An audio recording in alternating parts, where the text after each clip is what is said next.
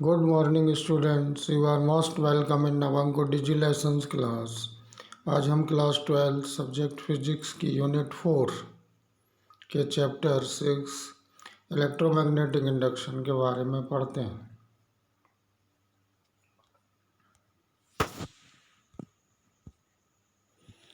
चलिए शुरू करते हैं। सबसे पहले क्वेश्चन है, अन्योन्य प्रेरण किसे कहते हैं? इसे दर्शाने वाले एक प्रयोग का वर्णन कीजिए। जब एक कुंडली में धारा परिवर्तन के कारण उसके पास रखी दूसरी कुंडली में विद्युत वाहक बल उत्पन्न होता है, इस घटना को अन्योन्य प्रेरण कहते हैं। अर्थात जब पास में रखी हुई प्राइमरी कुंडली में करंट को चेंज किया जाता है तो उसके पास रखी हुई सेकेंडरी कॉइल में ईएमएफ इंड्यूस्ड होने की घटना को अन्योन्य प्रेरण या म्यूचुअल इंडक्शन कहते हैं। प्रायोगिक प्रदर्शन। इस घटना का प्रायोगिक प्रदर्शन हम चित्र के माध्यम से कर सकते हैं। चित्र में P प्राइमरी कॉइल है, S सेकेंडरी कॉइल है। इसमें सर्किट में RH रिहोस्टेट लगा हुआ है, धारा नियंत्रक B बैटरी तथा K इसमें एक कुंजी या की है। इसमें धारा की डायरेक्शन को पता करने के लिए या उसकी उपस्थिति का पता करने के लिए हमने गैल्वेनोमीटर लगाया है। तो जैसे ही कुंजी दबाने पर पहली कंडीशन लेते हैं, जैसे ही प्राथमिक कुंडली P में लगी कुंजी K को दबाते हैं, द्वितीय कुंडली S के साथ लगे गैल्वेनोमीटर में डिफ्लेक्शन उत्पन्न हो जाता है थोड़े से टाइम के लिए। इसका कारण यह है कि कुंजी K को दबाने पर कुंडली P में से होकर धारा प्रवाहित होती है, जो कि परिवर्ती धारा के कारण जो मैग्नेटिक फील्ड उत्पन्न होता है या मैग्नेटिक फ्लक्स उत्पन्न होता है वो सेकेंडरी कॉइल से कनेक्ट होता है, उससे जुड़ता है। फलस्वरूप सेकेंडरी कॉइल से चुंबकीय बल रेखाएं गुजरने लगती हैं। इसके फलस्वरूप कुंडली S में विद्युत वाहक बल उत्पन्न हो जाता है तथा इंड्यूस्ड करंट या प्रेरित विद्युत धारा बहने लगती है, जिसकी दिशा प्राइमरी कॉइल में बहने वाले करंट की दिशा के विपरीत होती है। इसी प्रकार जैसे ही कुंडली P में लगी कुंजी K को छोड़ते हैं तो धारामापी G में पुनः विपरीत दिशा में या दूसरी दिशा में विक्षेप उत्पन्न हो जाता है। इसका कारण यह है कि जब हम कुंजी को छोड़ते हैं तो धारा का मान अधिकतम से शून्य पे आता है। फलस्वरूप फ्लक्स में तेज़ी से परिवर्तन होता है। इस फ्लक्स परिवर्तन का इफेक्ट सेकेंडरी कॉइल पर पड़ता है, जिससे सेकेंडरी कॉइल में प्रेरित धारा उत्पन्न हो जाती है, जिसकी दिशा पूर्व में उत्पन्न प्रेरित धारा की दिशा के विपरीत होती है। इस प्रकार म्यूचुअल इंडक्शन को हम इन चित्रों के माध्यम से, डायग्राम के माध्यम से समझ सकते हैं।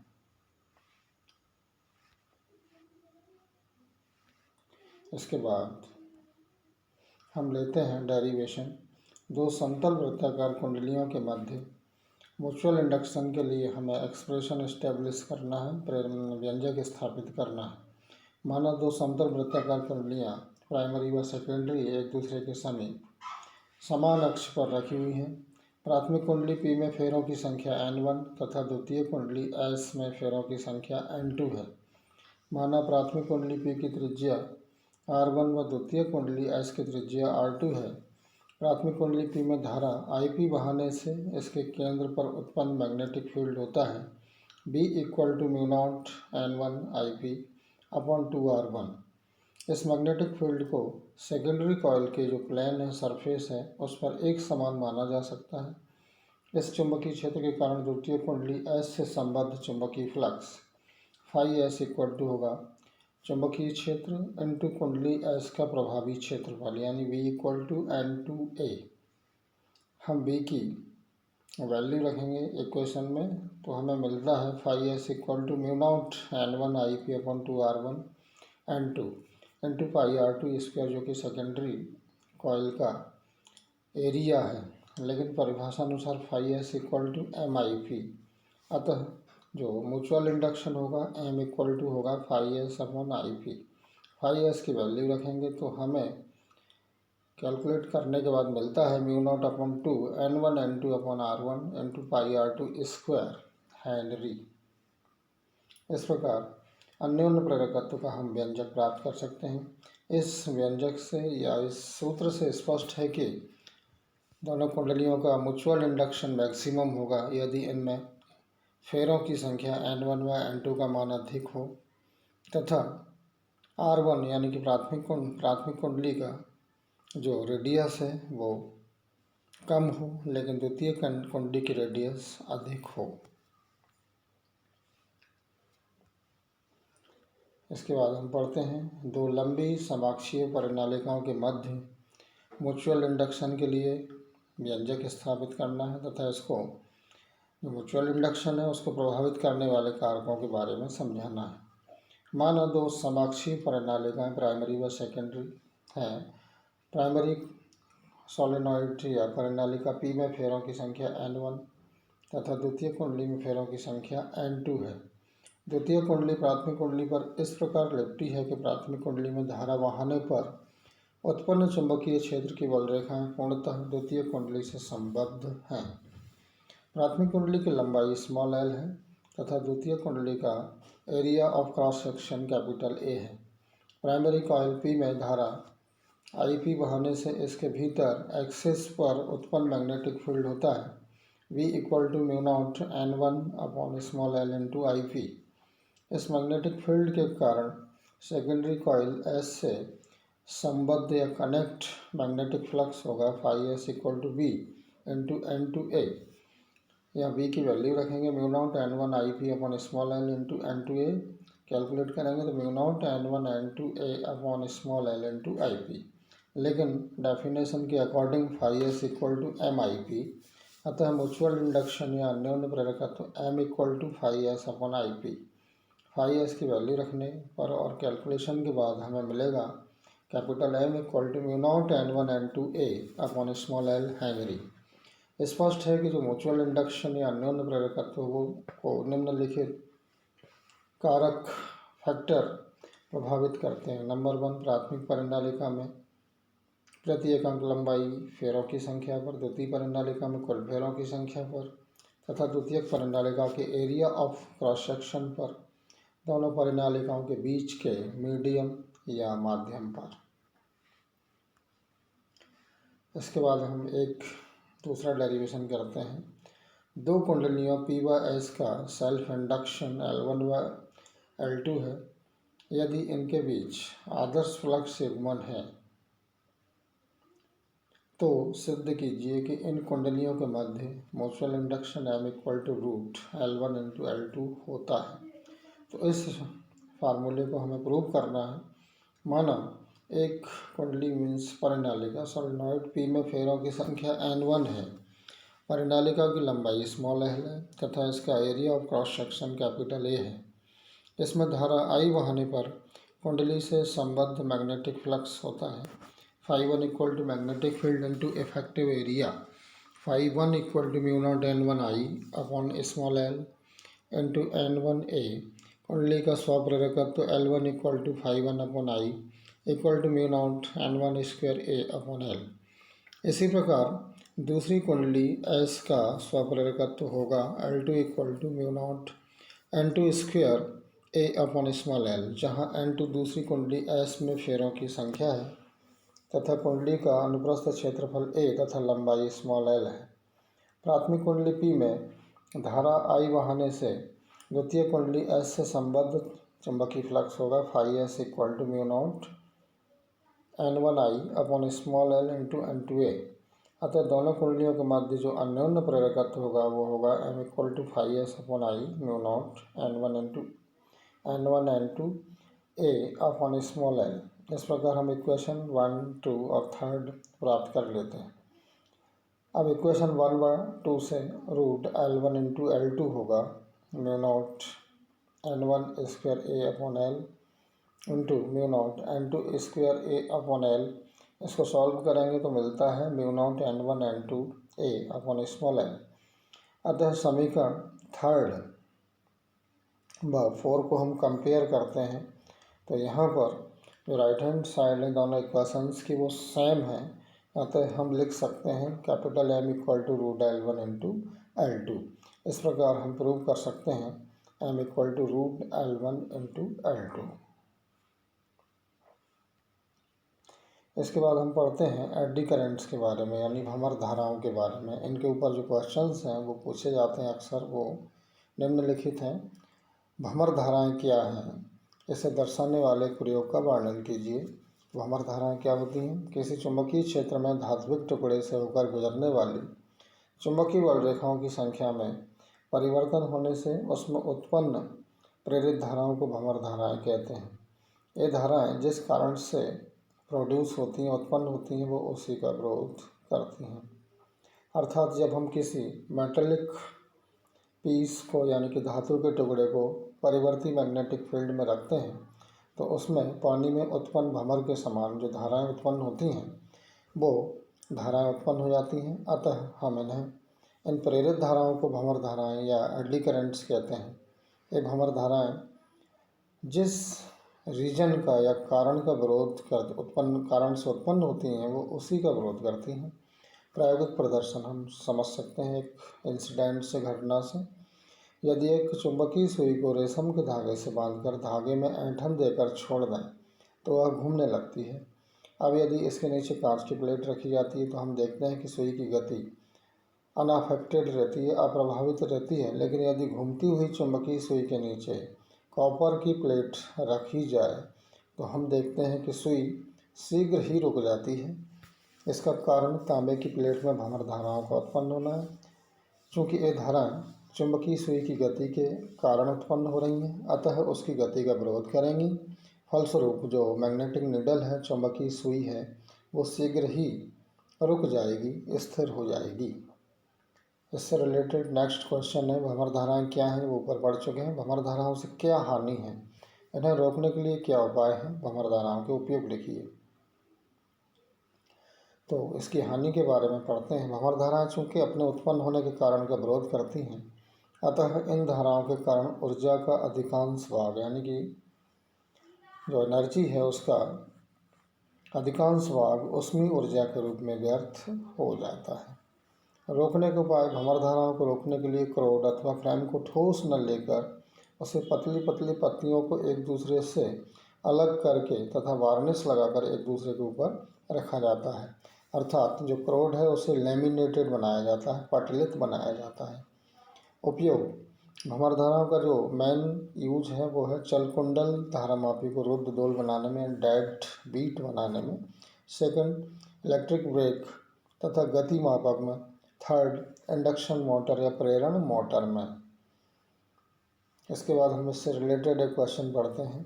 चल कुंडली धारामापी को रुद्ध दोल करने के लिए इनका उपयोग किस प्रकार किया जाता है?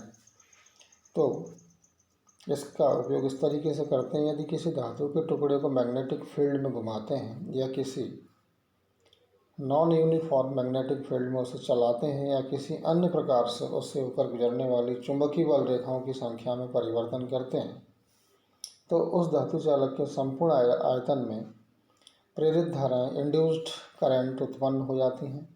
ये धाराएं धातु के टुकड़े की गति अथवा चुंबकीय फ्लक्स परिवर्तन का विरोध करती हैं। ये धाराएं एक बंद घेरे के रूप में होती हैं जिनका तल चुंबकीय बल रेखाओं की दिशा के लंबवत होता है। इन्हें भंवर धाराएं कहते हैं। चल कुंडली धारामापी को डेड बीट या रुद्ध दोल बनाने के लिए इसकी कुंडली को एल्यूमिनियम के फ्रेम पर लपेटते हैं।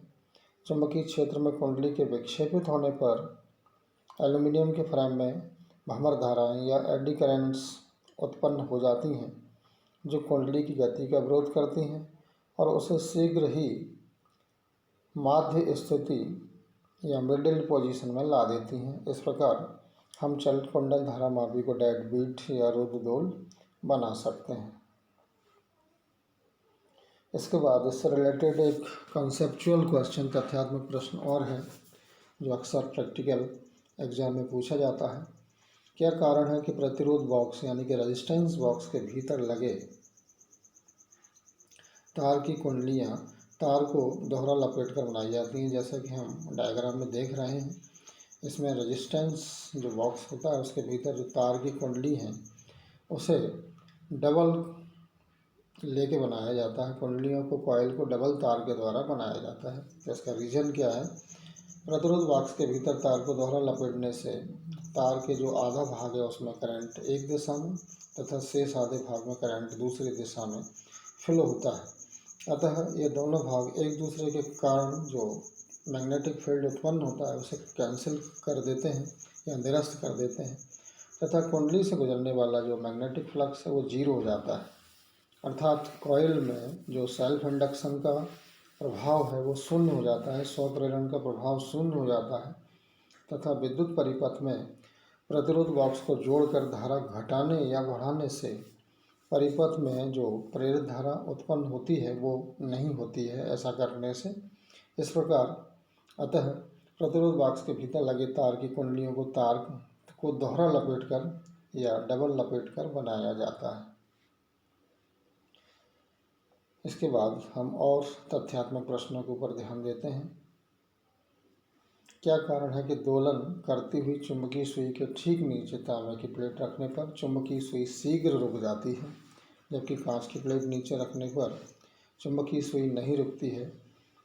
इस घटना को हम एग्जाम्पल में भी, स्वप्रेरण के एग्जाम्पल में ले चुके हैं, फिर भी दोबारा सुनते हैं। दोलन करती हुई चुंबकीय सुई के ठीक नीचे तांबे की प्लेट रखने पर तांबे की प्लेट से संबद्ध चुंबकीय फ्लक्स बदलता रहता है, जिससे प्लेट में एडी करंट्स प्रोड्यूस हो जाती हैं, उत्पन्न हो जाती हैं। ये भंवर धाराएं चुंबकीय सुई की गति का विरोध करती हैं, जिससे चुंबकीय सुई शीघ्र रुक जाती है। इसके विपरीत कांच की प्लेट रखने पर इसमें एडी करंट्स प्रोड्यूस नहीं होते, क्योंकि वो मेटेलिक प्लेट नहीं है। अतः चुंबकीय सुई नहीं रुकती है या वो स्टॉप नहीं होती। पत्थर का एक टुकड़ा तथा धातु का एक टुकड़ा एक साथ एक ही ऊंचाई से पृथ्वी तल पर गिराए जाते हैं। कौन सा टुकड़ा पृथ्वी तल पर पहले पहुंचेगा? इस प्रकार के क्वेश्चंस हमारे दिमाग में अक्सर एक जिज्ञासा का विषय बने रहते हैं। तो इसमें जो पत्थर का टुकड़ा पृथ्वी तल पर पहले पहुंचेगा, क्योंकि गिरते हुए धातु के टुकड़े में पृथ्वी के मैग्नेटिक फील्ड के कारण भंवर धाराएं उत्पन्न होंगी जो कि इसकी गति का विरोध करेंगी।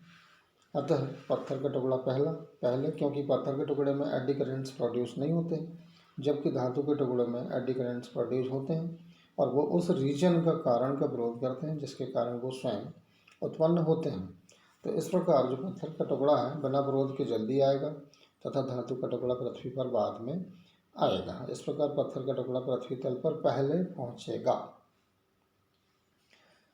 हाई वोल्टेज पर धारा ले जाने पर तार में धारा प्रवाहित करते ही तार पर बैठी चिड़िया उड़ जाती है, क्यों?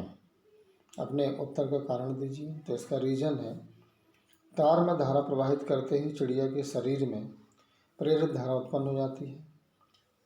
उसके दोनों पंखों में प्रेरित धारा की दिशा परस्पर विपरीत दिशा में होने के कारण पंखों में प्रतिकर्षण होता है, जिससे पंख फैल जाते हैं तथा चिड़िया उड़ जाती है। तो इसका मेन जो कारण है वो है इंड्यूस्ड करंट, जिसकी वजह से उसके जो पंख होते हैं उनमें प्रतिकर्षण बल लगता है और वो अपने आप फैल जाते हैं। फलस्वरूप चिड़िया को उड़ना पड़ता है या वायर से चिड़िया प्रेरित धारा के कारण उत्पन्न उड़ जाती है। धारामापी के क्रोध में भंवर धाराओं के प्रभाव को किस प्रकार कम किया जाता है? जो गैल्वेनोमीटर है, धारामापी के क्रोध में भंवर धाराओं के प्रभाव को कम करने के लिए जो क्रोड है उसे लैमिनेटेड बनाया जाता है या पटलित बनाया जाता है। ट्रांसफार्मर का लोह क्रोड पटलित होता है, क्यों? ट्रांसफार्मर के अंदर भी भंवर धाराएं उत्पन्न होती हैं जिसकी वजह से काफ़ी इलेक्ट्रिकल एनर्जी का थर्मल एनर्जी में लॉस हो जाता है। इस लॉस से बचने के लिए जो ट्रांसफार्मर का कोर होता है, क्रोड होता है, वो पटलित बनाया जाता है। इसमें लोहे की पतली पतली पत्तियों को एक दूसरे के ऊपर रख कर जोड़ा जाता है और उनके ऊपर वार्निश कर दी जाती है। इस प्रकार ट्रांसफार्मर का जो लोह क्रोड पटलित होने से इसमें भंवर धाराएं उत्पन्न नहीं हो पाती हैं, जिससे इलेक्ट्रिकल एनर्जी का लॉस या विद्युत ऊर्जा की हानि नहीं हो पाती है। अतः ट्रांसफार्मर का जो क्रोड है वो पटलित बनाया जाता है। आज के डिजिटल लेसन में स्टूडेंट्स इतना ही। इसके बाद का आगे के डिजी लेसन्स में पढ़ेंगे। Thank you very much.